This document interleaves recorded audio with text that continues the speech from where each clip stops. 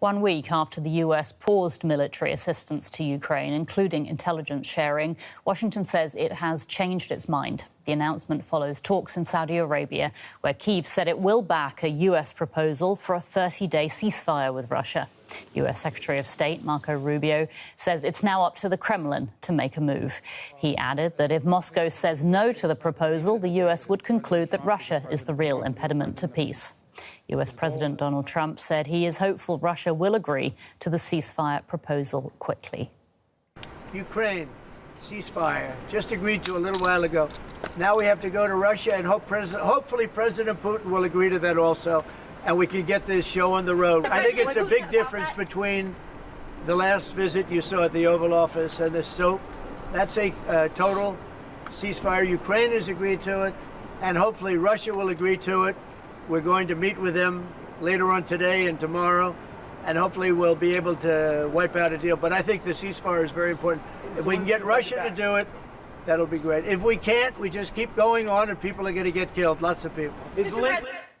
All right, let's get more from DW's Max Zander, who's in the Ukrainian capital, Kyiv, and DW's Grzegorz Szymanowski, who is in our studio in Riga, which is where DW has been operating since Russian authorities closed down DW's Moscow bureau.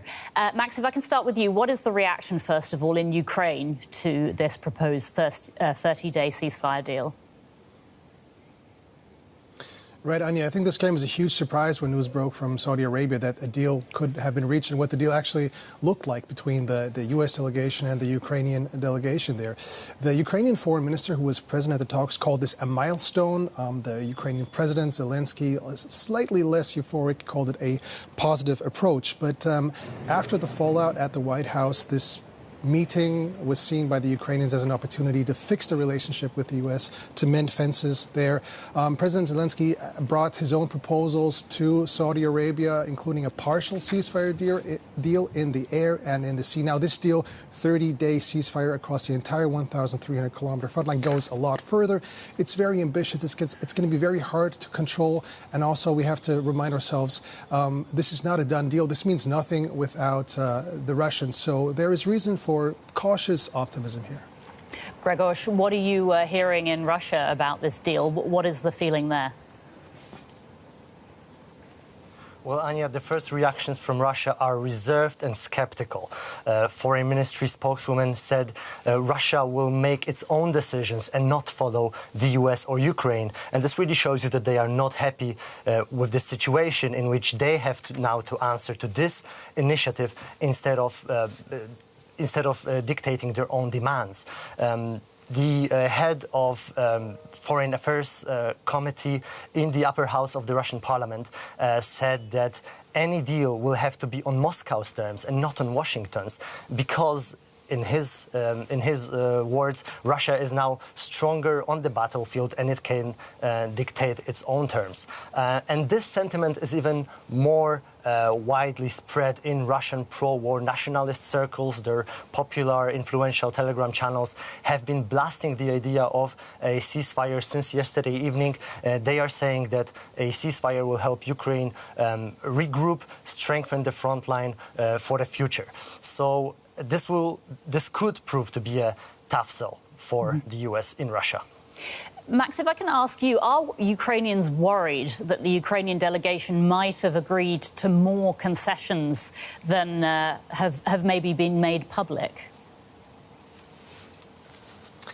I mean, that's right. There's a lot of detail that we don't know for obvious reasons. The Americans, in the days leading up to these talks, exerted a lot of pressure onto President Zelensky and the Ukrainian leadership there. And it's true, we don't know exactly what has been discussed in terms of potential surrendering of Ukrainian territory, in terms of what the Ukrainians would be willing to accept as security guarantees. We only heard time and time again the Ukrainians would have to make very, very difficult decisions, and were being asked for very difficult concessions by the Americans. Now, also keep in mind that this is a very early stage of these talks. Essentially, and the Ukrainians also could be taking a tactical approach here, trying to do as what they can to please the Americans, knowing that the Russians likely will not agree to what the Americans are asking them to do. Max, you used the words earlier, mending fences. I mean, how do people now see Ukraine-US relations? Does it seem like there is a realistic working relationship again between Kyiv and Washington? Well, I think it's going to take some time for this news to sink in, and we'll have to see how this new relationship carries on, so to say.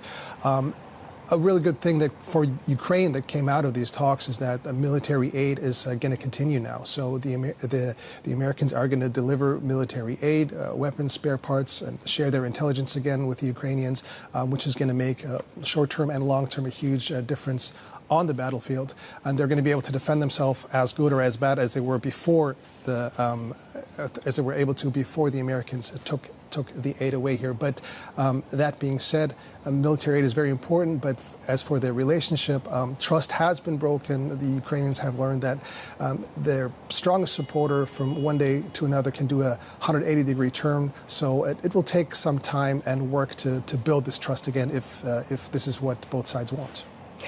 Grzegorz, President Trump says that he is hoping to speak with the Russian President, Vladimir Putin, this week. You said earlier that the sense from Moscow is skepticism, it's reserved.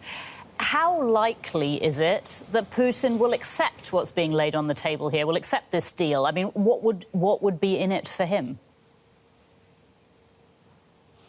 Well, as I said, I think that this could be a tough sell. Vladimir Putin's goals in Ukraine are bigger than where the front line is now. And he has spoke many times about the need of a final settlement on Ukraine with the West. And he spoke in the past against ceasing hostilities, against freezing hostilities just temporarily, because he said Ukraine would use this time to rearm, to strengthen itself, which is not in his interest. So Donald Trump will have to convince Putin that either that this deal will follow up soon, or he will have to give something in exchange. And some Russian commentators are now floating this idea that Russia could demand, for example, stopping Western military aid to Ukraine during the ceasefire. But this is really speculation at this point from Russian experts. The Russian government is very tight-lipped. Obviously, so the next 3 days are going to be days of very intensive diplomacy between the US and Russia. DW correspondents Grzegorz Szymanowski in Riga and Max Zander in Kyiv. Thanks so much to you both.